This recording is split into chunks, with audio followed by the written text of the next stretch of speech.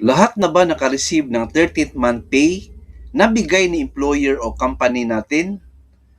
Answer, yes friends, sa amin okay na po. How about sa iba? Kasi kung hindi pa kayo nabigyan ng 13th month pay, red flag po yan. Yes friends, hindi okay ang company na hindi nagbibigay ng 13th month pay. Kasi hindi sila compliant sa batas or law. So kung may time kayo friends, I suggest hanap kayo ng ibang company or employer.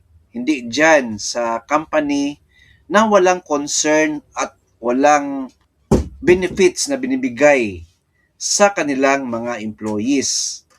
Kasi po ang 13th month pay is mandatory po yan sa lahat ng mga employer. Whether private company yan, government offices, at anong status mo sa employment.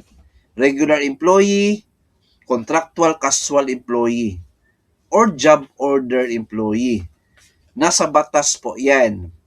Again, red flag po yan pag hindi nagbibigay ng 13th month pay si employer.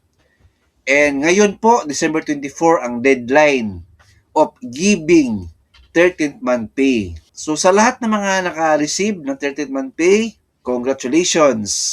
Sa hindi naman, yun po ang gawin nyo, no? And then report to DOLE or NLRC. File kayo ng complaint, friends, na hindi compliant ang employer nyo. Kasi liable po yan sila. Alright? So good luck. God bless.